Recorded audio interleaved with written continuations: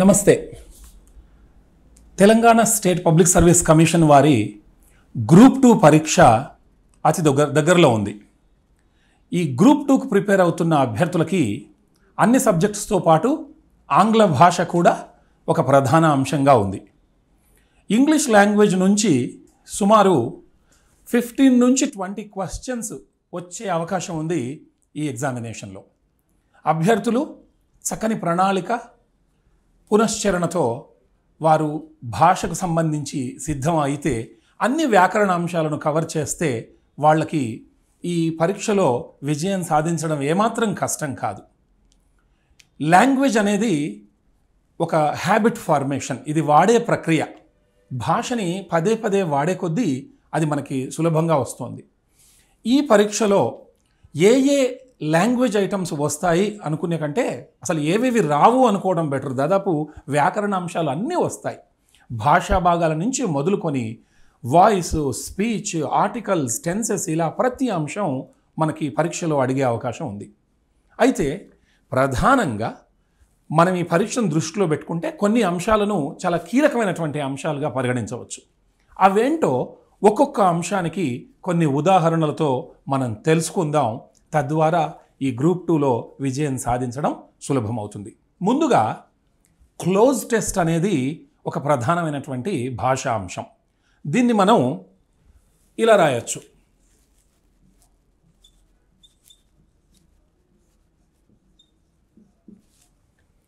Cloze test. దీన్ని ఇంకో రకంగా క్లోజ్ డిలీషన్ టెస్ట్ అని కూడా అంటారు. అయితే ఒక పారాగ్రాఫ్ ఇస్తారు, ఇచ్చి అందులో మధ్య మధ్యలో ఖాళీలను ఇస్తారు. ఆ పారాగ్రాఫ్ మొత్తాన్ని చక్కగా చదివి ఆ ఖాళీలలో ఏ పదాన్ని అక్కడ నింపితే సరి అయినటువంటి అర్థవంతమైనటువంటి ప్యాసేజ్గా అది మారుతుందో ఇది మనకి పరీక్ష. అభ్యర్థి యొక్క అండర్స్టాండింగ్ ఎబిలిటీ ఎలా ఉందో, పైగా భాష పైన పట్టు ఎలా ఉందో, అభ్యర్థికి పదజాలం అంటే ఒకాబులరీ పైన ఎంత పట్టు ఉంది, ఇలాంటి అంశాలను ఈ క్లోజ్ టెస్ట్లో పరీక్ష చేస్తారు.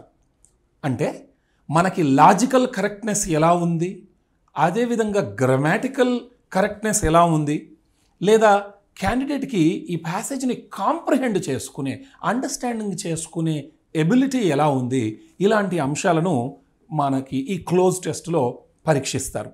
అయితే గతంలో మనం ఒక పాఠంలో చెప్పుకున్నట్టుగా ఈ క్లోజ్ టెస్ట్ని WL టేలర్ అనేటటువంటి ఒక మానసిక శాస్త్రవేత్త 1953లో తన ప్రయోగాల్లో వాడాడు. ఇది భాషకు సంబంధించి ఒక చాలా చక్కని అంశం, అభ్యర్థి యొక్క ఎబిలిటీని టెస్ట్ చేయడానికి. ఒక ఎగ్జాంపుల్ చూద్దాం. ముందుగా వినండి.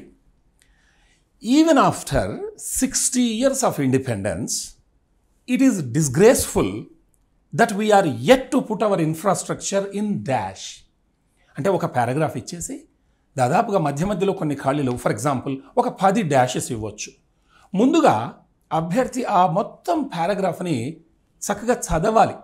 చదివిన తర్వాత ఆ సందర్భోచితంగా ఆ కాంటెక్స్ట్ని బట్టి ఏం అడుగుతున్నాడు, దాని సెంట్రల్ ఐడియా ఏంటి, లేక మధ్యలో ఏ పదాన్ని వాడితే తెలుస్తుంది, ఈ రకమైనటువంటి అంశాలను మనం ఇందులో గుర్తుంచుకోవాలి. ఈ ఉదాహరణను బాగా గమనించండి. Even after 60 years of independence,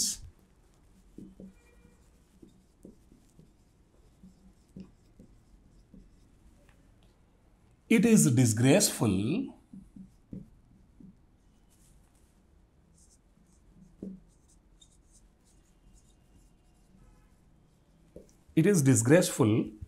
that we are yet to put our infrastructure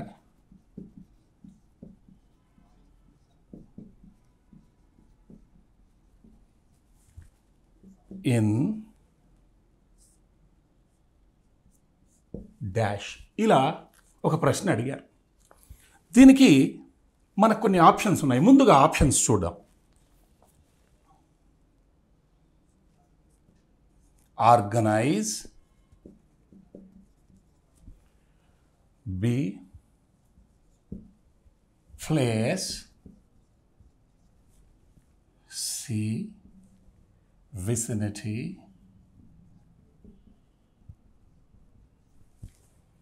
D commitment,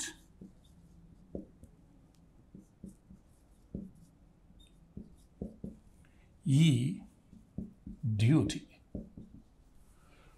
ఇక్కడ ఇది క్వశ్చన్ నెంబర్ 1. ఈ 5 ఈ ఖాళీలో ఏ పదం సూట్ అవుతుంది? ఇది క్లోజ్ టెస్ట్. అంటే ఇది మొత్తం మనకి అర్థం చేసుకొని గ్రామాటికల్ కరెక్ట్నెస్ ఉండాలి, ఆ కాంటెక్స్ట్లో ఏం అడుగుతున్నాడో మనకు తెలియాలి, పైగా మనకి వొకాబులరీ ఉండాలి. ఆర్గనైజ్ నిర్వహించటం, ప్లేస్ అంటే సరైన స్థానంలో, విసినిటీ సామీప్యత సమీపంలో, కమిట్మెంట్ అంటే చేసేటటువంటి పట్టుదల, డ్యూటీ బాధ్యత. ఇక్కడ ఏం చెప్తున్నాడంటే even after 60 years of independence, 60 సంవత్సరాలై మనకి స్వేచ్ఛ అంటే భారత్లోకి లేదా స్వాతంత్రం వచ్చినప్పటికీ ఇన్నేళ్ళు గడిచినా ఇట్ ఈస్ డిస్గ్రేస్ఫుల్ దట్, ఇది చాలా అవమానకరం, that we're yet to put our infrastructure. Infrastructure అంటే ఇక్కడ మౌలిక వసతులు అనుకోవాలి. అంటే దేశంలో అన్ని రంగాల్లో ఉండే మౌలిక వసతులను మనం ఇంకా 60 సంవత్సరాలైనా ఇది చాలా అవమానకరం, మనకు మౌలిక వసతుల విషయంలో మనం ఇంకా చేయాలి వాటిని. ఏంటట? That we're yet to put, ఇంకా జరపలే, ఏం చేయలేదు, our infrastructure in organisation, yet to put our infrastructure in place, in vicinity, in commitment and duty. అంటే ఇక్కడ బాగా గమనిస్తే put our infrastructure in place అంటే మౌలిక వసతులను వారి అంటే సమకూర్చటం అన్న అర్థం అన్నట్టు ఇక్కడ. అంటే ఇక్కడ అప్రాప్రియేట్ ఆన్సర్ వచ్చేసి place, B is the right answer. ఇక్కడ అంటే it is disgraceful that we're yet to put our infrastructure in place. మనం అంటాం a place for everything and everything in its place. ప్రతిదానికి ఒక స్థలం ఉండాలి, అది తనదైన స్థలంలో ఉండాలి అని. ఇక్కడ put our infrastructure in organise అని అనం. ఇన్ అనేది ప్రెపోజిషన్, దాని తర్వాత నామవాచకం రావాలి, ఇది verb. Vicinity, put our infrastructure in మౌలిక వసతులను సామీప్యంలో ఉంచడం ఏంటి? అది కాదు. And commitment, put our infrastructure in commitment అని మనం అనం. అదేవిధంగా put our infrastructure in duty అనం. కాబట్టి putting the infrastructure in place అంటే మౌలిక వసతులను సమకూర్చటం. ఇలా మొత్తాన్ని చదివిన తర్వాత కానీ మనకు అర్థం కాదు. కాబట్టి అభ్యర్థి వెంటనే జవాబు రాయకుండా ఒకసారి కేవలం ఇదే కాదు, ఈ పారాగ్రాఫ్ మొత్తం ఇంకా 2వ అంశం 3వ అంశం ఇలా క్లోజ్ టెస్ట్లో బహుశా ఒక 10 డాషెస్ ఉండవచ్చు, 5 డాషెస్ ఉండవచ్చు. మొత్తాన్ని దాన్ని సమగ్రంగా చదవటం వల్ల అభ్యర్థి చాలా సులభంగా జవాబులు రాయగలడు. దీని తర్వాత లింక్ అయి ఉండి ఇంకొక ప్రశ్నను మనం తెలుసుకుందాం. There are 2 types of infrastructure in the country. గమనించండి, there are 2 types of infrastructure in the country. One is the basic infrastructure such as water supply, drainage, education, etc. The other is for comfort such as excellent roads, high-speed trains, etc. So ఇక్కడ ఆ కంటిన్యూషన్లో మనకి 2 రకాల మౌలిక వసతులు ఉన్నాయి అని చెప్తున్నాడు రచయిత. We have not dash on either. ఇది 2వ ప్రశ్న. We have not dash on either. అంటే మీరు మళ్ళీ ఒకసారి బాగా గమనిస్తే ఇది 2nd question. There are 2 types of infrastructure in the country. One is the basic infrastructure such as water supply, drainage, education, etc. The other is for comfort such as excellent roads, high-speed trains, etc. ఇక్కడ ప్రశ్న వస్తుంది, we have not dash on either. ఇక్కడ options ఏమి ఇచ్చాడంటే accomplished, attained, established, qualified and delivered. బాగా గమనిద్దాం ఒక్కసారి. నేను దాన్ని మన సౌకర్యం కోసం ఇక్కడ రాస్తాను, బాగా గమనిద్దాం.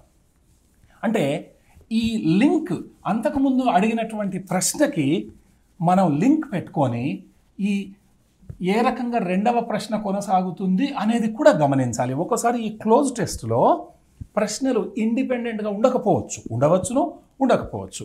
కాబట్టి ఇప్పుడు ఈ ప్రశ్నలో ఏం అడుగుతున్నాడు, 2 రకాల ఇన్ఫ్రాస్ట్రక్చర్స్ చెప్పి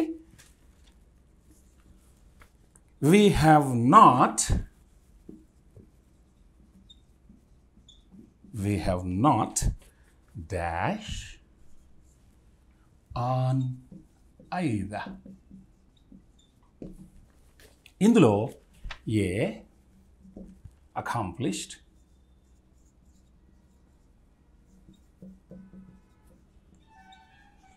B attained,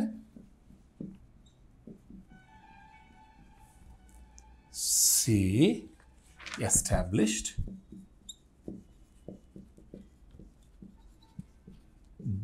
D qualified, and last E delivered. అంటే మనం 60 ఫస్ట్ క్వశ్చన్లో 60 years అయినా we have not put them in place అని తెలుసుకున్నాం. ఇక్కడ 2 రకాల ఇన్ఫ్రాస్ట్రక్చర్స్ గురించి చెబుతూ we have not dash on either, we have not accomplished on either, we have not attained on either, or established on either, or qualified, or delivered. ఇక్కడ ఇన్ఫ్రాస్ట్రక్చర్ని అంటే మౌలిక వసతులను మనము కల్పించటంలో మనం ఇంకా దాన్ని పట్టించుకోలేదు అన్న అర్థంతో ఇక్కడ వాడుతున్నాడు. అంటే దీనికి సంబంధించి వీ హ్యావ్ నాట్ అకాంప్లిష్డ్ అనం, మన గోల్స్ని అకాంప్లిష్ చేసుకుంటాం. వీ హ్యావ్ నాట్ అటైన్డ్, ఈ మౌలిక వసతులు అటైన్మెంట్ కాదు, స్థాపించటం ఎస్టాబ్లిష్మెంట్ కాదు, అర్హత సాధించడం అసలుకే కాదు.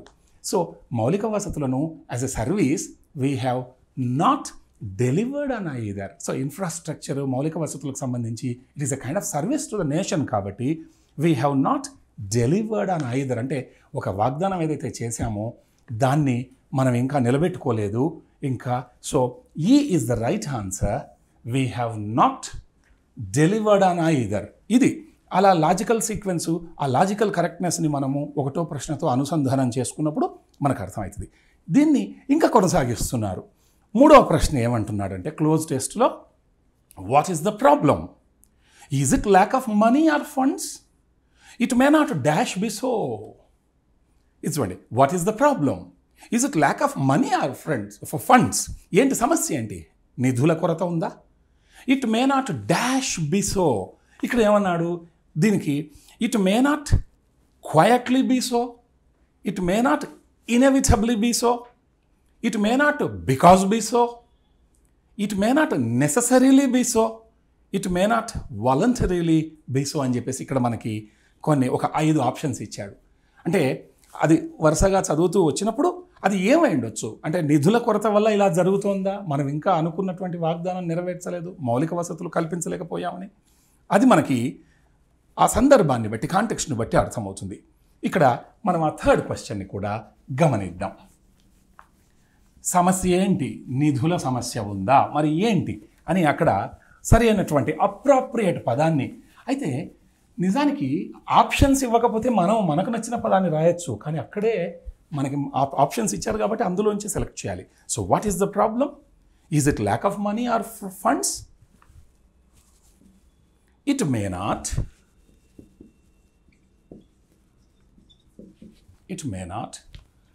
Dash be so. ఇందులో వాళ్ళు ఇచ్చినటువంటి ఆప్షన్స్ ఏంటంటే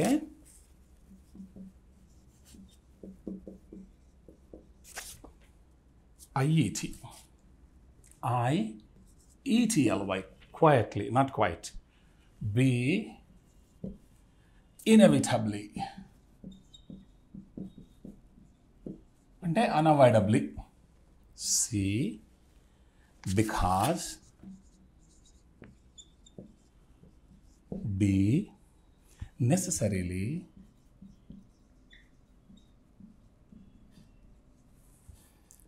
E, voluntarily.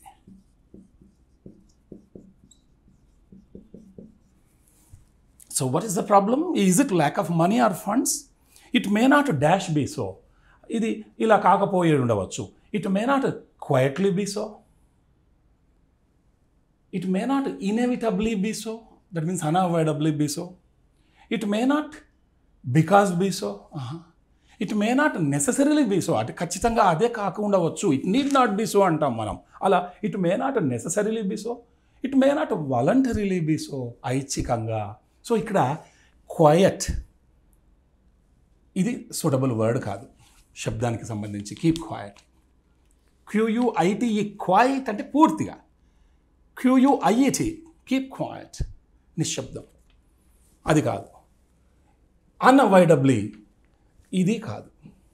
It may not because be so, అసలు ఇలాంటి వాక్య నిర్మాణమే ఉండదు. It may not necessarily be so, ఇది సూట్ అవుతుంది. అంటే it need not be like that అని. It may not voluntarily be so, ఐచ్ఛికంగా ఉండకపోవచ్చు, ఇది సూటబుల్ పదం కాదు.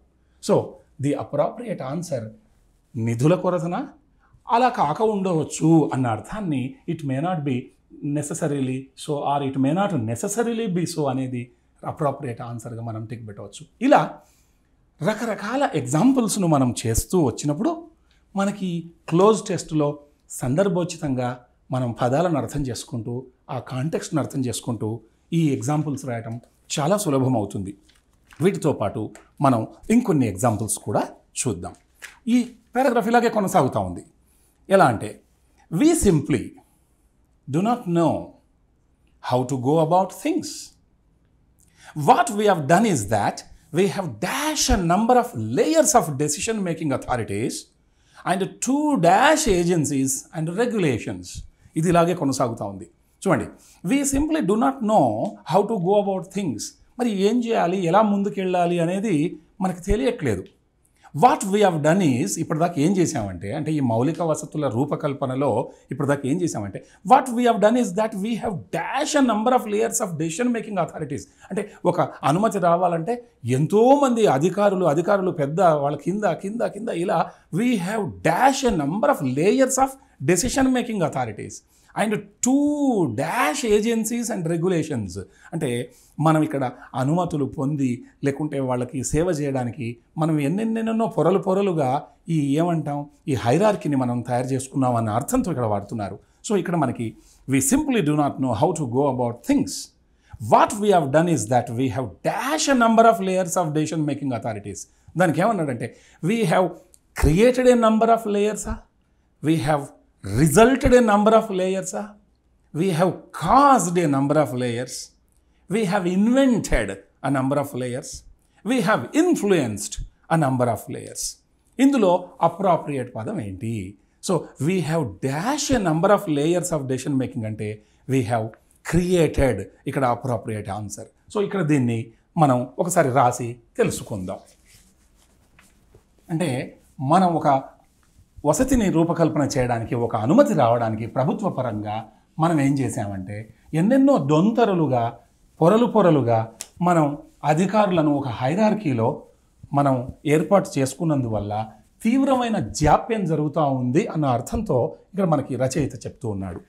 ఇక్కడ what we have done is that we have dash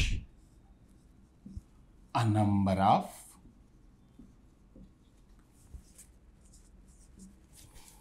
number of layers of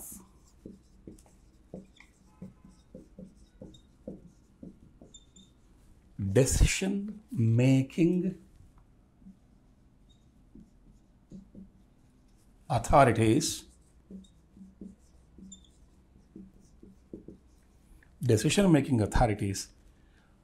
and 2 dash agencies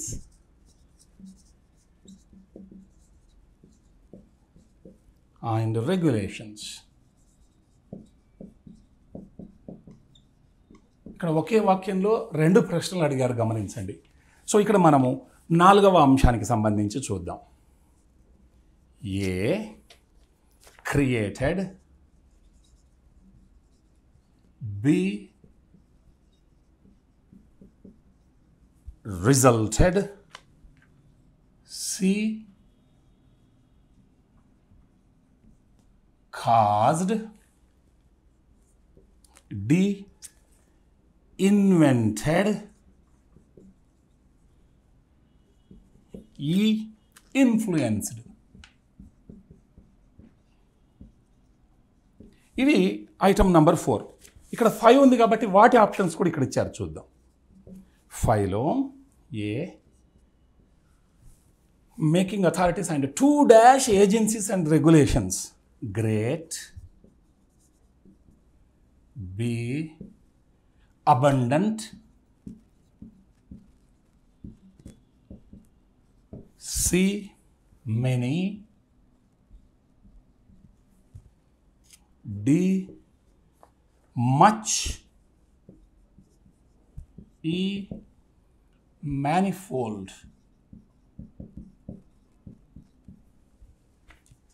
We have a number of layers of decision making authorities. We have created, we have resulted, we have caused, we have invented, we have influenced. We have created, ఇది correct అనిపిస్తూ ఉంది. ఎంతోమంది నిర్ణయాలు తీసుకునేటటువంటి అధికారులను మనమే ఆ వ్యవస్థను తయారు చేసుకున్నాం. మరి we have resulted a number of layers. ఇది ఫలితం కాదు. వీ హ్యావ్ ఇన్వెంటెడ్, మనం వస్తువులను కొత్త కొత్త టెలిఫోన్ లాంటివి ఇన్వెంట్ చేస్తాం, లేని దాన్ని కనిపెడతాం. నో. వీ హ్యావ్ ఇన్ఫ్లుయెన్స్డ్, మనమేం నిర్ణయం తీసుకునే వాళ్ళని ఇక్కడ ప్రభావితం చేయడం కాదు, మౌలిక వసతులు తయారు చేసుకోవడానికి మనమే ఒక వ్యవస్థను సృష్టించుకున్నాం ఇక్కడ. So created, we have created is the right answer in this cloze test. అలాగే ముందుకెళ్తే అండ్ 2 ఏజెన్సీస్ అండ్ రెగ్యులేషన్స్, అంటే ఒక అనుమతి కొరకు ఎన్నెన్నో ఏజెన్సీస్ దగ్గరికి మనం రెగ్యులేషన్స్, ఎన్నో నియమ నిబంధనలను మనం వాటిని స్టిక్ ఆన్ అయిపోయి దాని యొక్క అనుమతి పొందాలి. కాబట్టి వీ హ్యావ్ 2 గ్రేట్ ఏజెన్సీస్ కాదు. అదేవిధంగా 2 అబండెంట్ అంటే చాలా, too many authorities or agencies. This is fine. Too many layers, too many authorities or agencies is correct గా అనిపిస్తూ ఉంది. We have and authorities, making authorities and too much agencies. ఏజెన్సీస్లోనే సంఖ్య బహువచనం ఉంది, మచ్ అనేది క్వాంటిటీకి వాడతాం కాబట్టి అది కాదు. మ్యానిఫోల్డ్, అనేక అని. సో ఇక్కడ అప్రాప్రియేట్ ఆన్సర్ వచ్చేసి ఆ సందర్భంలో 5కి many is the right answer. C is the. So we have created a number of layers of decision making authorities and too many agencies and regulations. ఇలా చూసారా, చాలా కొహియరెంట్గా ఒక్కొక్క అంశాన్ని మనం అర్థం చేసుకుంటాం. అందుకే ముందు చదివేసేయాలి క్లోజ్ టెస్ట్ని. అది అర్థమైనా అర్థం కాకుండా ముందు ఏం చేసేయాలంటే ఏం అడుగుతున్నాడు, దీని సెంట్రల్ ఐడియా ఏంటి, ఇది మనం చూడాలి. దీని తర్వాత 6th one మన నెక్స్ట్ క్వశ్చన్ ఇచ్చారు. ఏమి ఇచ్చారంటే we must get a number of dash to get anything done. చూసారా, we must get a number of dash to get anything done. ఏదైనా కావాలంటే మనకి ఏం కావాలంట ఇక్కడ number of dash, number of హార్డ్షిప్సా, నంబర్ ఆఫ్ అటెంప్టా, number of bribe, number of clearances, number of skill. ఇక్కడ ఏ పని మనం ఫలవంతం చేసుకోవాలన్నా మనం ఎన్నిటినో దాటుకుంటూ వెళ్ళాలి. లేకుంటే మనం ఏం పొందాలంటే we must get a number of hardships, కష్టాలు పొందాలా. We must get a number of attempt, ఒక ప్రయత్నం అనేది ఉండదు. We must get a number of బ్రైబా, నంబర్ ఆఫ్ లంచం ఎందుకు ఉంటుంది ఇక్కడ. We must get a number of clearances, ఎన్నెన్నో అనుమతులు పొందాలి. ఇక్కడ ఒక మౌలిక వసతిని చేయాలంటే చేద్దామా వద్దా, ఒక అంటాం మనం ఆఫీసులో ఒక చిన్న పేపర్ కావాలంటే దానికి ఒక అనుమతి లేక, దానికి అధికారి, పై అధికారి అప్రూవల్, ఇదంతా మనం రెడ్ టేపిజం అంటాం ఒక్కోసారి, రైట్. సో క్లియరెన్సెస్, అనుమతులు కావాలి. లేకుంటే we must get a number of స్కిల్లా కాదు. సో చాలా క్లియర్గా ఇక్కడ మనకేం తెలుస్తుందంటే we must get a number of clearances to get anything done. ఇక్కడ క్లియరెన్సెస్, అనుమతులు అనేది this is the right answer. దీన్ని మనం ఈ క్లోజ్ టెస్ట్లో ఆ లోపించిన పదం ఏందనేది మనం ఇక్కడ గుర్తుపెట్టుకోవచ్చు. ఇక్కడ ఇంకొక ఎగ్జాంపుల్ చూద్దాం. We need leadership not only in politics but also in administration. We need definition of our objectives such as what we need, why we need and when we need. It dash important point is clearly of ideology. ఇక్కడ ఏమన్నాడు, we need leadership not only in politics, రాజకీయాల్లోనే కాకుండా మనకి నాయకత్వం ఎక్కడ కావాలి, but also in administration, పరిపాలనలో కూడా కావాలి. We need definition of our objectives, అంటే మన లక్ష్యాలు ఏంటి అనేవి చాలా స్పష్టంగా నిర్దిష్టంగా ఉండాలి. Such as what we need, why we need and when we need. మనకి ఏం కావాలి, ఎందుకు కావాలి, ఎప్పుడు కావాలి, ఇవన్నీ మనకు తెలిసి ఉండాలట. తర్వాత dash important point is clarity of ideology. Dash important point. ఇక్కడ ఏమి ఇచ్చాడు? Another important point, different important point, others important point, moreover important point, distinctly important point. ఇక్కడ ఇంపార్టెంట్ పాయింట్ ముందు ఏ పదం రావాలి? ఇక్కడ ఇంపార్టెంట్ ముందు అనదర్ ఇంపార్టెంట్ అంటాం. డిఫరెంట్ ఇంపార్టెంట్ అని ఒక సెంటెన్స్ని వెంటనే డిఫరెంట్ ఇంపార్టెంట్తో స్టార్ట్ చేయము. అదర్స్ ఇంపార్టెంట్ పాయింట్ అనేది అర్థరహితము. మోర్ ఓవర్ ఇంపార్టెంట్ పాయింట్ అనేది అసలు ఉండదు. డిస్టింక్ట్లీ ఇంపార్టెంట్ పాయింట్ ఈజ్ అని కాకుండా ఇక్కడ మనం ఎన్నో ఒక పాయింట్ గురించి అక్కడ చెప్పుకుంటూ వచ్చాము ఇందాక. తర్వాత ఇంకొక పాయింట్ ఉంది కాబట్టి ఇక్కడ అనదర్ ఇంపార్టెంట్ పాయింట్ ఈజ్ అనేది కరెక్ట్ ఆన్సర్ ఇక్కడ. సో ఆల్రెడీ ఒక పాయింట్ గురించి చెప్పాము ఇందాకటి ఎగ్జాంపుల్లో. సో ఇక్కడ another important point. So another is the right answer. అదేవిధంగా క్వశ్చన్ నెంబర్ 8 చూద్దాం క్లోజ్ టెస్ట్లో. Lastly and most importantly identification of a right person for the job is dash. Lastly and most importantly, identification of a right person for the job is dash. So చిట్ట చివరికి ఏంటి? ముఖ్యంగా సరి అయిన వ్యక్తి అంటే ఆ పనికి ఆ ఉద్యోగానికి సరి అయిన వ్యక్తిని వెతకటం శోధించటం అనేది చాలా చాలా డాష్ ఏంటట చాలా చాలా right person for the job is expected, right person for the job is dependent, right person for the job is awaited, right person for the job is inherent, right person for the job is essential. ఇక్కడ essential అనేది అంటే ఇక్కడ ముఖ్యమైన విశేషం ఏంటంటే ఒక పని చేయాలన్నప్పుడు మనము ఇలాంటి మౌలిక వసతులు ఇవన్నిటి సదుపాయాల రూపకల్పనలో అక్కడ ఉద్యోగం చేయడానికి లక్ష్యాలన్నీ నిర్దేశించుకున్నాక సరైన వ్యక్తిని అక్కడ ఆ సీట్లో కూర్చోబెట్టడం కూడా చాలా చాలా అవసరం. సో ఇక్కడ right person for the job is expected కాదు, డిపెండెంట్ కాదు, అవైటెడ్ కాదు, ఇన్హరెంట్ కాదు, ఎసెన్షియల్ రైట్ ఆన్సర్. చూడండి, lastly and most importantly identification of a right person for the job is essential. ఇది చాలా చాలా అవసరము. ఇలా ఇన్ని రకాల స్కిల్స్ కూడా ఎసెన్షియల్ చూడండి క్లోజ్ టెస్ట్ నేర్చుకోవడానికి. ఏదైనా మనము అలాంటి ఉదాహరణలను ఎక్కువగా మనం గమనిస్తూ వెళితే ఇది ఏమాత్రం పెద్ద కష్టం కాదు. చివరిగా ఒక 2 ఉదాహరణలు మనం చూసి క్లోజ్ టెస్ట్ నుంచి మిగతా అంశానికి వెళ్ళిపోదాం. 9. What we need is systematic change. Leadership and commitment make all the dash in getting things done. వినండి, what we need is a systematic change. Leadership and commitment make all the dash in getting things done. Leadership and commitment make all the basics in getting things done, all the similarity in getting things done, all commitment make all the difference in getting things done, all the rigidity in getting things done, all the modesty in getting things done. So మనం జనరల్గా ఏమంటాం? Make all the difference అంటాం. To make all the difference in getting things done అంటాం. So ఇక్కడ leadership and commitment make all the నాయకత్వ లక్షణాలు లేకుంటే ఆ పట్టుదల అనేది ఏం చేస్తాయి? ఇవన్నీ కూడా they make all the difference అంటే అసలు సిసలైన ఎక్స్పెక్ట్ చేసిన మార్పును తీసుకొస్తాయి అని చెప్పడం ఇక్కడ. So they make all the basics, they make all the similarity, they make all the difference, they make all the rigidity, they make all the modest. ఇక్కడ కావాల్సింది ఏంటంటే leadership and commitment make all the difference. అసలు సిసలైన మార్పు, ఆశించిన మార్పు leadership and కమిట్మెంట్తో వస్తుంది. So difference is the make all the difference is the right choice. Last question. There has to be an appreciation that dash in infrastructure delivers a force multiplier for the economy.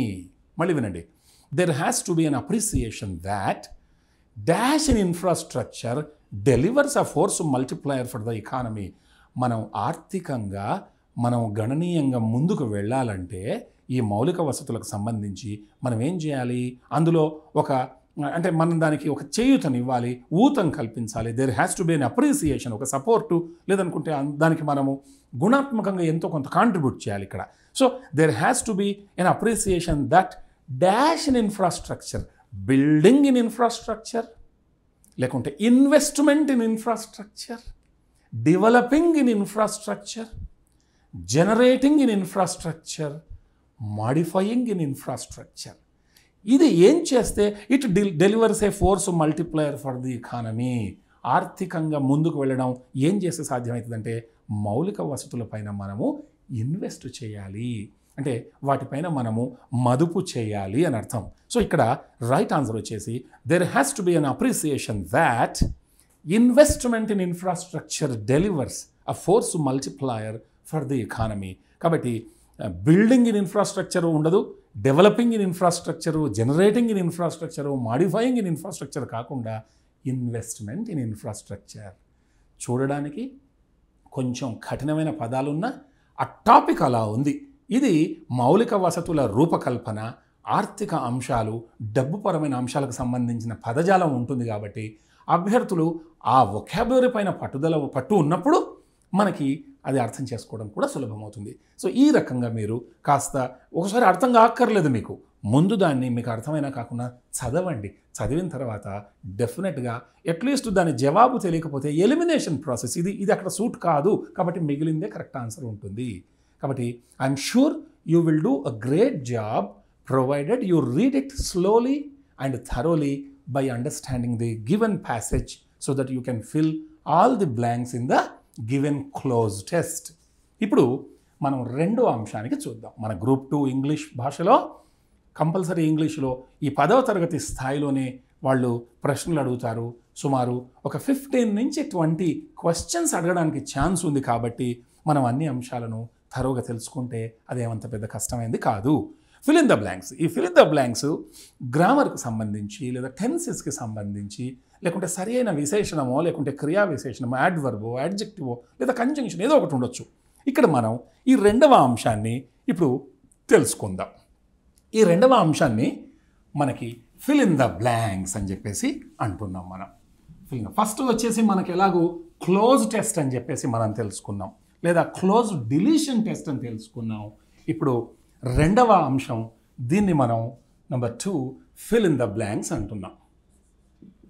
Fill in the blanks. ఎన్నైనా అడగవచ్చు, 5 ప్రశ్నలు అడగవచ్చు, 4 అడగవచ్చు, 3 అడగవచ్చు. ఇక్కడ ఒక ఉదాహరణ చూద్దాం మనం. Example, Raju pulled a long dash when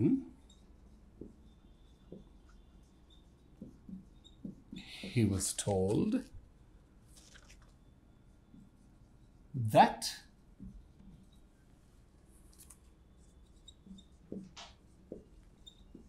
she could not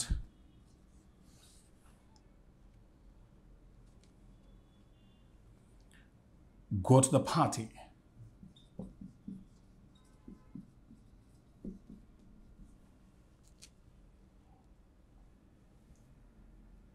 ఇప్పుడు గమనిద్దాం. ఇక్కడ మనకు కొన్ని ఆప్షన్స్ ఇచ్చాడు. ఫస్ట్ అవి చూద్దాం. A face, B mouth, C wheel, D hand, E nose. Fill in the blanks. ఖాళీలను పూర్తి చేయడం. రాజు pulled a long dash when he was told that he could not go to the party. నువ్వు పార్టీకి వెళ్ళటం వీలు కావట్లేదు అంటే ముందుగా ప్లాన్ వేసుకున్నాడు, తర్వాత నువ్వు వెళ్ళట్లేదు అని అబ్బాయికి తెలిసింది రాజుకి. అప్పుడు ఏమైందట అతని ముఖం? Raju pulled a long dash when he was told. అంటే ఇక్కడ ఈ పుల్డ్ ఏ లాంగ్ ఫేస్ అనాలనా, లేకుంటే ఈ పుల్డ్ ఏ లాంగ్ మౌత్ అనాలా? ఈ pulled a long veil, veil అంటే ముసుగు. ఈ పుల్డ్ ఏ లాంగ్ హ్యాండ్, ఈ pulled a long nose. Pull అంటే లాగటం. అయితే ఎవరికైతే జాతీయాలు అంటే ఇడియోమాటిక్ ఎక్స్ప్రెషన్స్కి సంబంధించిన కొంత అవగాహన ఉంటుందో వాళ్ళు ఈ ప్రశ్నని ఈజీగా అటెంప్ట్ చేయగలరు. అయితే ఇంగ్లీష్లో ఫుల్ అ లాంగ్ ఫేస్ అని ఒక ఇడియోమాటిక్ ఎక్స్ప్రెషన్ ఉంది. అంటే ఏమన్నట్టంటే డిసప్పాయింట్ కావటం, ఫుల్ ఏ లాంగ్ ఫేస్ అని.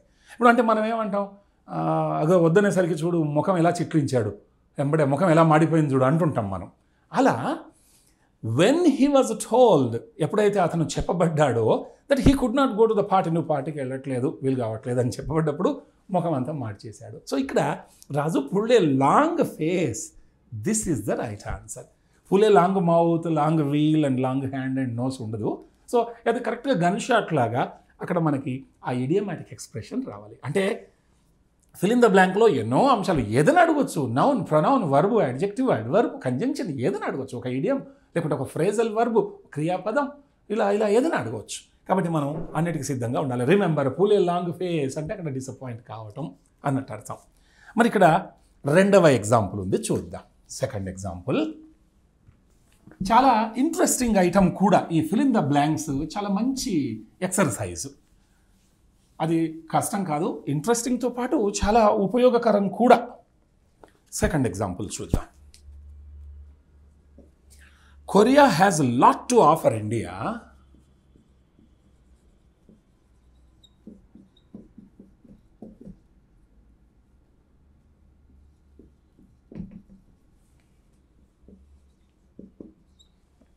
Korea has lot to offer India in its efforts to leap dash the 21st century. 21st century. Korea has a lot to offer India in its efforts to leap dash the 21st century. A, in, B, into, C over, D to, E against. చూద్దాం. Korea has lot to offer India in its efforts to leap. Leap అంటే గంతు వేయటం. అంటే తను చేసే ప్రయత్నాలలో Korea దేశం భారతదేశానికి తను చేస్తున్న ప్రయత్నాలకు సంబంధించి, అంటే ఈ 21వ శతాబ్దంలోకి లీప్ అంటే గంతు వేసే క్రమంలో అసలు అది చేయాలనుకుంటే భారతదేశానికి చాలా చేయవచ్చు అనేది ఇక్కడ అర్థం. సో ఇక్కడ to leap dash the 21st century, ఇక్కడ రెండు విషయాలు గమనించాలి. మనం లీప్ అంటే గంతు వేయటం, ఒక యానకం నుంచి ఇంకో యానకానికి, ఇప్పుడు ఉదాహరణకు జంప్ తీసుకుందాం. జంప్ తీసుకున్నప్పుడు jump in to the river అంటే ఇక్కడ గాలిలోంచి నీళ్ళలోకి వెళ్ళటం, లేకుంటే ఒక యానకంలోంచి ఇంకో యానకంలోకి, సే ఫ్లై, లేకుంటే జంప్, లీప్, ఇలాంటి పదాలన్నింటినీ మనం వాడుతూ ఉంటాం. ఇక్కడ ఏంటంటే 21వ సెంచరీ మన కంటికి కనపడదు, అది మనసుకు సంబంధించిన భావన. సో అందులోకి ప్రవేశించే క్రమంలో, వెళ్ళే క్రమంలో, అలా గంతు వేసే క్రమంలో అన్నట్టు ఇక్కడ. So Korea has lot to offer India in its efforts to leap in, అంటే leap in the 21st century అనం మనం. 21వ శతాబ్దంలో గంతు వేయటం, ఆ శతాబ్దంలోకి గంతు వేయటం అనేది చాలా అప్రాప్రియేట్గా అనిపిస్తూ ఉంది. Leap over the 21st century అనేది మనం ఎక్స్ప్రెస్ చేయం. Leap to the 21st century, ఆ శతాబ్దంలోకి. లీప్ అగెన్స్ట్ ద సెంచురీ ఇది ఉండదు. సో ఇక్కడ లీప్ ఇన్ టు, అందులోకి, ఆ శతాబ్దంలోకి ప్రవేశించే క్రమంలో భారతదేశానికి ఎంతో చేయూతనివ్వచ్చు. సో ఇది verb followed by the preposition. నిఘంటువు బాగా వాడగలిగే వాళ్ళకి నిఘంటువులో వర్బ్ పక్కనే లీప్ అనగానే లీప్ తర్వాత ఎన్నెన్ని ప్రెపోజిషన్స్ అండ్ పార్టికల్స్ వస్తాయో ఇస్తారు. సో అక్కడ leap in to, leap against, leap off ఏమేమి ఉంటాయి అనేది మనం చూడాలి. సో ఈ కాంటెక్స్ట్లో into, leap in to the 21st century is the right answer.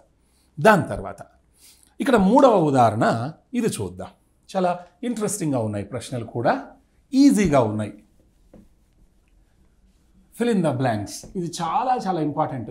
తర్వాత ఎందులోంచి అడుగుతారు అని కాకుండా ఎందులో నుంచైనా, ఏ వ్యాకరణ అంశాన్ని నుంచి అయినా అక్కడ మనకి అభ్యర్థి యొక్క నైపుణ్యాన్ని, భాషా పాఠవాన్ని టెస్ట్ చేయవచ్చు. ఇక్కడ చూడండి, the deadly fever left him completely dash, ఇది ఇచ్చారు ఇక్కడ. The deadly fever 3.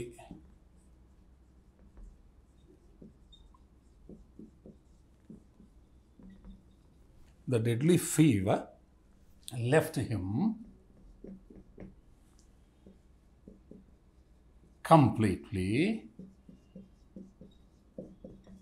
left him completely dash. ఇక్కడ options A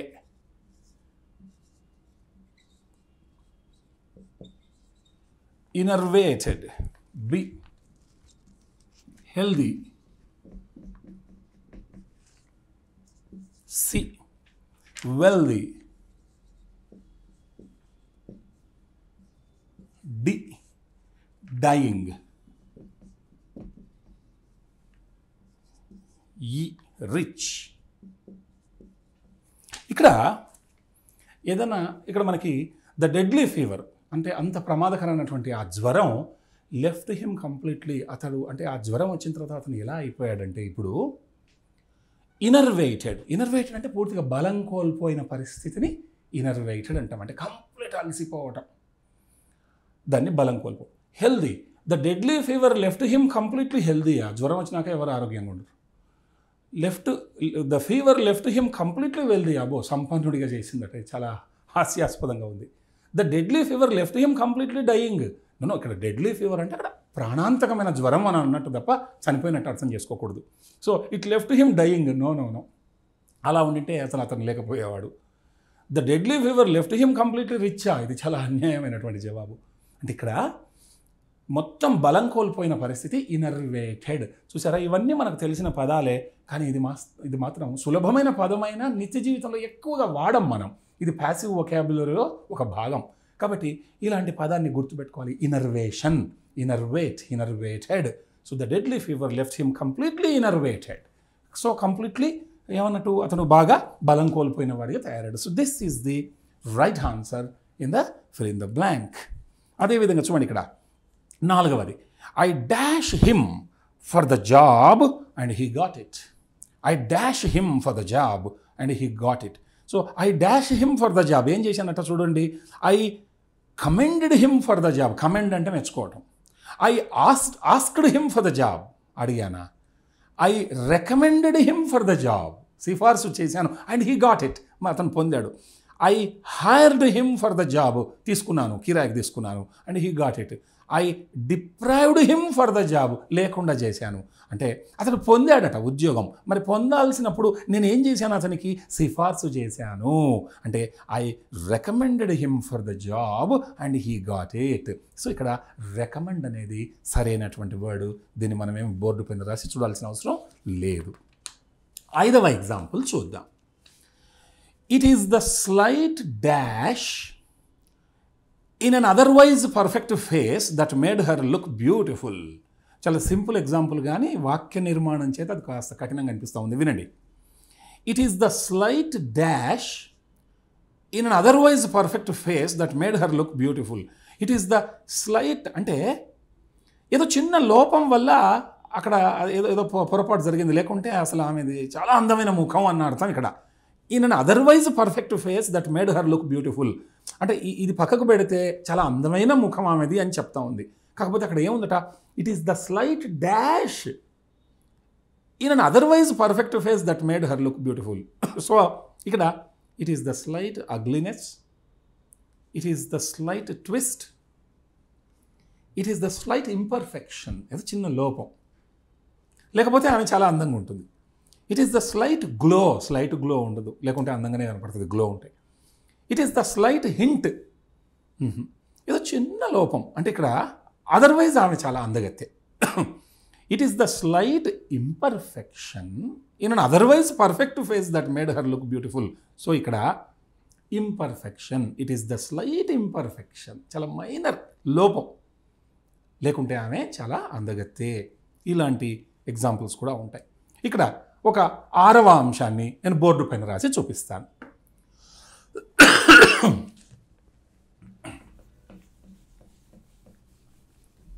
fill in the బ్లాంక్స్లో ఇంకొక అంశాన్ని చూద్దాం.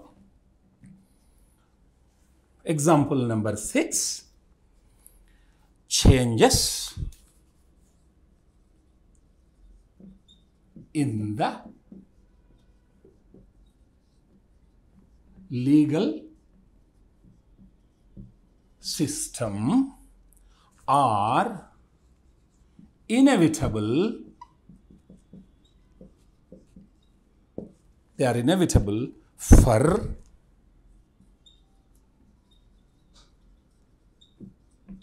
we are not working for a dash society. ముందు ఆప్షన్స్ చూద్దాం. A backward, B dynamic, C developing,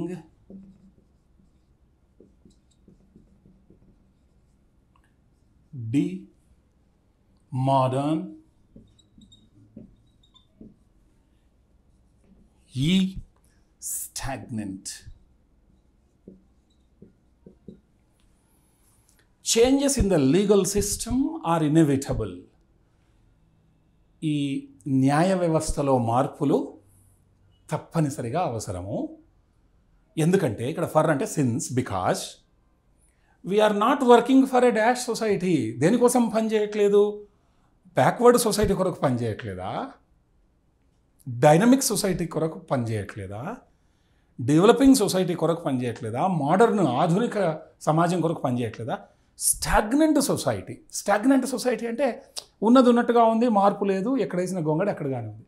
అంటే changes in the legal system are inevitable. ఎందుకంటే ఇవి మనకు అవసరం, ఇలా చేస్తే తప్ప లేదనుకుంటే పరిస్థితి ఎలా ఉంటుంది? ఎందుకంటే we are not working for a backward society కాదు, we are not working for a dynamic, no we have to work for the dynamic society. ఇది పాజిటివ్ పదం. సో డెవలపింగ్ ఇది కూడా కరెక్ట్ కాదు. మోడర్న్ ఇవన్నీ పాజిటివ్ పదాలు. స్టాగ్నెంట్ అంటే ఎక్కడేసిన గొంగడి అక్కడే ఆగిపోయింది. సో మనం ఇలా we're not working for a stagnant society, but we're working for the futuristic society, good society ఇక్కడ ఉద్దేశం. కాబట్టి ఇక్కడ అప్రాప్రియేట్ ఆన్సర్ వచ్చేసి మనకి న్యాయ వ్యవస్థలో మార్పులు కావాలి, ఎందుకంటే మనం ఇలాంటి సమాజాన్ని కోరుకోవట్లేదు, స్టాగ్నెంట్ సొసైటీ మనకు వద్దు, కాబట్టి మార్పులు అనివార్యము. సో ఇక్కడ కాస్త అర్థం చేసుకోవాలి. ఆ ట్విస్ట్ అర్థం చేసుకోకపోతే అప్పుడు మనము తప్పుగా జవాబును గుర్తించే అవకాశం ఉంది. ఇది చూడండి, 7th question. This is quite interesting. Veena walked on and found a vacant seat to sit dash. నడుచుకుంటూ వెళ్ళిందట వీణ, అక్కడ ఒక ఖాళీ కుర్చీ కనపడింది. టు సిట్ డాష్, అక్కడ ఏమి ఇచ్చారు? To sit on, to sit in, to sit up, to sit down, to sit through. ఏం రాస్తారు మరి? అలా అలా వెళ్తూ ఉంది, అక్కడ ఒక ఖాళీ కుర్చీ కనపడింది. Veena walked on and found a vacant seat to sit dash, to sit on, to sit in, to sit up, to sit down, to sit through. చాలా వరకు తెలుగు మీడియం విద్యార్థులు సిట్ ఆన్ అని చెప్పేసి రాస్తారు, అది తప్ప ఆన్సర్. ఇక్కడ to sit in is the right answer. ఇక్కడ సిట్ ఇన్ అంటే, to sit in the chair అంటే అదేదో కుర్చీ లోపల కూర్చోవడం అని కాదు, దానికి నిర్దేశించిన స్థలంలో కూర్చోవడాన్ని ఆంగ్లేయులు టు సిట్ ఇన్ అంటాం. ఒకవేళ మీరు సిట్ ఆన్ అంటే దాని అర్థం ఏంటంటే, ఒక కుర్చీ ఉందంటే ఆ కుర్చీ టాప్ మీద కూర్చున్నట్టు, అది కష్టం, కింద పడిపోతాం. సో ఎవరం we never sit on the chair, we sit in the chair. We sit up the chair, అట్లా అప్ ద చైర్ కూర్చోము, డౌన్ ద చైర్ కూర్చోము, కావాలని ఆడుతూ ఆడుతూ కూర్చుంటే తప్ప. టు సిట్ త్రూ ద, అందులోంచి కూడా కూర్చోము. కాబట్టి ఇది ఇండియన్ విద్యార్థులు చేసే ఒక పొరపాటు, దీన్ని గుర్తుపెట్టుకోవాలి. We always SIT in the chair. To sit in the chair is the right, to sit in is the right answer. So సరే, చిన్న పొరపాటు, చాలా ఒక మార్క్ పోతే మనకి ఎంతో ర్యాంక్ మిస్ అయిపోతుంది, జాగ్రత్త. తర్వాత ఇది కూడా చాలా ఈజీ, బోర్డుపై రాయక్కర్లే. 8. One true dash is better than a world of acquaintances. One true dash is better than a world of acquaintances. ఇక్కడ అక్వైంటెన్సెస్ అంటే పరిచయస్తులు, పరిచయం ఉన్నవాళ్ళు, వ్యక్తులు అని. ఒక నిజమైన డాష్ ఉత్తుత్తి పరిచయం గల అనేకుల కంటే చాలా నయం. So one true friend is better than, one true energy is better than, one true man is better than, one true women is better than, one true person is better than a world of acquaintances.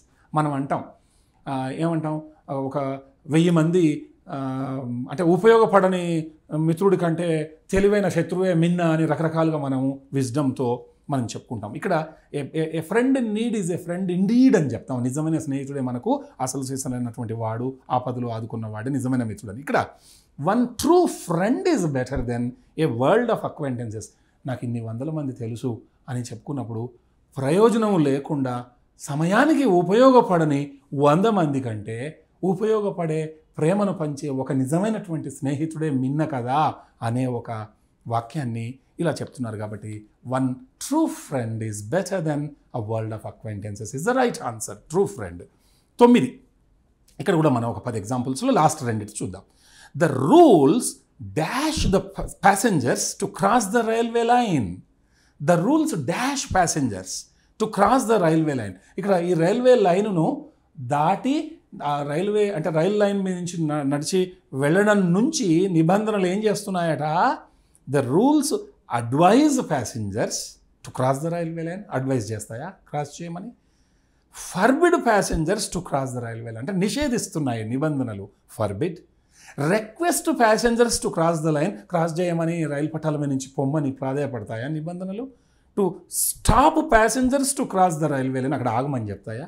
Encourage passengers to cross the railway ప్రోత్సహిస్తాయా?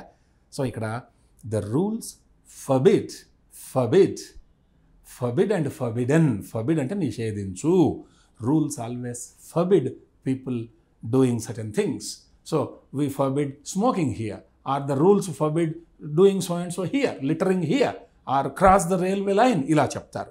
To touch the electricity. So the rules forbid passengers నిషేధిస్తున్నాయి, వద్దంటున్నాయి అని అర్థం. Last example చూద్దాం. Fill in the blanks.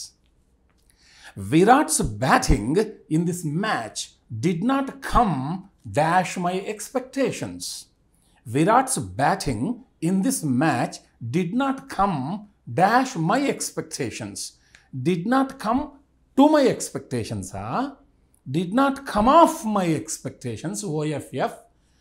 Did not come in my expectations, did not come along with my expectations, did not come up to my expectations. So Virat batting అట ఈ మ్యాచ్లో అంటే ఇక్కడ come dash my expectations, come dash once expectations అనేది ఒక idiomatic expression. ఇక్కడ come up to one's expectations అంటే ఒకరి అంచనాలకు చేరువ కావటం, దగ్గర కావటం. సో ఇక్కడ ఏమైందంటే Virat's batting in this match did not come up to my expectations. నా అంచనాలకు దగ్గరికి రాలేదు అంటే నేను అనుకున్నట్టుగా అతను ఆడలేదు అన్నట్టు అర్థం. సో ఇక్కడ come up to my expectations is the right answer. ఎందుకంటే come up to one's expectations అనేది ఇడియోమాటిక్ ఎక్స్ప్రెషను. అది తెలిసిన వాళ్ళకి ఇక్కడ సరైనటువంటి జవాబు గుర్తించడం వీలవుతుంది. ఇలా ఫిల్ ఇన్ ద బ్లాంక్స్ అనేది ఒక ప్రధానమైనటువంటి అంశం మనకి. ఇది కేవలం గ్రూప్ 2 అనే కాదు, వేరే వేరే పోటీ పరీక్షల్లో కూడా ఇది ఒక మంచి ఉపయోగపడేటటువంటి భాషా అంశం. దాని తర్వాత మనకి ఇక్కడ కంప్లీట్ ద ప్యాసేజ్ అని చెప్పేసి ఇంకొక ప్రధానమైనటువంటి అంశాన్ని పరీక్షలో అడిగే అవకాశం ఉంది. ఇది 3వ ప్రధానమైన అంశం.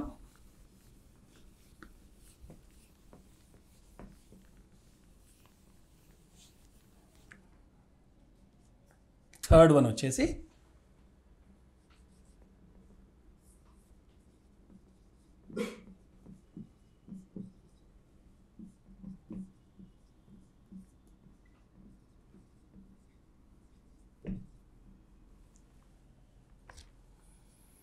Complete the passage. అంటే ఇక్కడ మనకి వాళ్ళు ఏం చేస్తారంటే ఇక్కడ కొన్ని వివరాలు ఇస్తున్నాను చూడండి.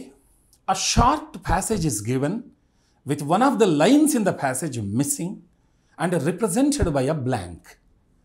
Select the best out of the 5 answer choices given to make the passage complete and coherent. అంటే కొన్ని లైన్స్ ఇస్తారు, ఇచ్చేసి ఒక వాక్యాన్ని మిస్ చేస్తారు. అక్కడ ఇంతకుముందేమో మనం ఒక ఫిల్ ఇన్ ద బ్లాంక్స్ చూసాము, స్టార్టింగ్లో పదాలను చూసాం, క్లోజ్ టెస్ట్లో కొన్ని పదాలు మిస్ అయినాయి, ఇక్కడ వాక్యం మిస్ చేశారు. ఇది కంప్లీట్ ద ప్యాసేజ్. అది ఏ వాక్యం అయి ఉంటుంది? చివరగా 5 చాయిసెస్ ఇస్తారు. ఆ బ్లాంకులో ఏ వాక్యం సెట్ అవుతుంది, సో దట్ ఆ వాక్యాన్ని అక్కడ ఫిట్ చేయడం వల్ల ఆ ప్యాసేజ్ అర్థవంతంగా ఉంటుంది. ఇక్కడ కూడా మనకి comprehending ability, grammatical correctness, logical correctness, దాని సీక్వెన్స్, వాక్యాలు ఎలా సీక్వెన్స్లో వస్తాయి, సరైన కనెక్టర్సు, వొకాబ్యులరీ, ఇవన్నీ కూడా అభ్యర్థికి ఎలా ఉన్నాయో పరీక్ష చేస్తారు. అయితే ఇక్కడ మనం ఒక చిన్న పారాగ్రాఫ్ ఇచ్చారు. ఈ పారాగ్రాఫ్ను కనుక మనం బాగా గమనిస్తే ఆ తర్వాత అసలు ఏది కరెక్ట్ అటువంటి ఆన్సర్ అనేది మనం చూద్దాం. ఫస్ట్ అయితే నేను ఈ పారాగ్రాఫ్ని చదువుతాను, నిదానంగా జాగ్రత్తగా వినే ప్రయత్నం చేయండి. In the planned economy of India, foreign capital has been assigned a significant role, although it has been changing over the time. In the earlier phase of planning, many concessions and incentives were given to foreign investors. Later on, however, the emphasis shifted to encouraging technological collaboration between Indian entrepreneurs and foreign entrepreneurs. In more recent times, efforts are on invite free flow of foreign capital. It would be instructive in this background to examine the government's policy towards a foreign capital. మళ్ళీ ఒకసారి చదువుతాను, జాగ్రత్తగా వినండి. Complete the ప్యాసేజ్లో ఉన్నాం మనం. In the planned economy of India, foreign capital has been assigned a significant role, although it has been changing over the time. In the earlier phase of planning, many concessions and incentives were given to foreign investors. Later on, however, the emphasis shifted to encouraging technological collaboration between Indian entrepreneurs and foreign entrepreneurs. In more recent times, efforts are on invite a free flow of foreign capital. It would be instructive in this background to examine the government's policy towards foreign capital. అంటే ఇక్కడ మన ఆర్థిక రంగాన్ని బలోపేతం చేయడానికి ప్రభుత్వం విదేశీ పారిశ్రామికవేత్తలను, పరిశ్రమలను ఆహ్వానిస్తున్నట్టుగా, తద్వారా మన ఆర్థిక రంగం బలోపేతం చేయడానికి అనుమతులు ఇస్తున్నట్టుగా, లాస్ట్కి ఏ వాక్యం ఈ పారాగ్రాఫ్కి సూట్ అవుతుంది అనేది ఇక్కడ అడుగుతున్నారు. అయితే అతను ఏం చేశాడంటే చివరిలో మనకి 5 వాక్యాలు ఇచ్చారు, గమనించండి. 1. Foreign capital was looked upon as a means to supplement domestic investment. విదేశీ పెట్టుబడులను మన స్వదేశీ మదుపుదారులకు, లేకుంటే మన ఆంటర్ప్రెన్యూర్స్కి అదొక కాంప్లిమెంట్ లాగా, అంటే ఉన్నదాన్ని బలోపేతం చేయడానికి, మన ఆర్థిక రంగాన్ని, మన నిధులను, లేకుంటే మన డబ్బును బలోపేతం చేయడానికి ఇలాంటి ఇన్సెంటివ్స్, లేకుంటే ఫారిన్ క్యాపిటల్ని, వాళ్ళ నిధులను మనం చూస్తున్నాం అని ఒక అర్థం.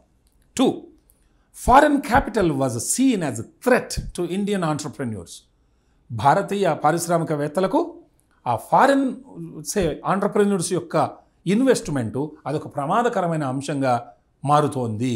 మళ్ళీ అలా మారితే మన వాళ్ళు ఇన్సెంటివ్స్ ఎందుకు ఇస్తారు? 3. Foreign capital was not expected to come in so much huge amount. అంటే అది చాలా పెద్ద మొత్తంలో ఫారిన్ క్యాపిటల్ ఏం రాకపోవచ్చు. 4. Foreign capital was infused to stabilize the Indian economy. మన భారతీయ ఆర్థిక రంగాన్ని స్థిరీకరించడానికి, నియంత్రించడానికి దీన్ని ఆహ్వానిస్తున్నాం, అందుకోసం దాన్ని ప్రవేశపెట్టడం జరిగింది. అది అలాంటి చర్చ ఏం రాలే. 5. Foreign capital was the only way out for the economy in crippling state. ఇప్పుడున్న ఈ పరిస్థితులలో, లేదా బలహీనమైన ఆర్థిక పరిస్థితులలో ఈ విదేశీ పెట్టుబడి మాత్రమే అసలు సిసలైన మార్గం. అలా వచ్చిందా? ఎక్కడ రాలే. అంటే దీన్ని ఒక్క క్షణం గమనించండి. In the planned economy of India, foreign capital has been assigned a significant role. దానికి ప్రాధాన్యత ఉంది. Although it has been changing over the time. మార్పులు వచ్చినాయి అయినప్పటికీ. In the earlier phase of planning many concessions and incentives were given to foreign investors.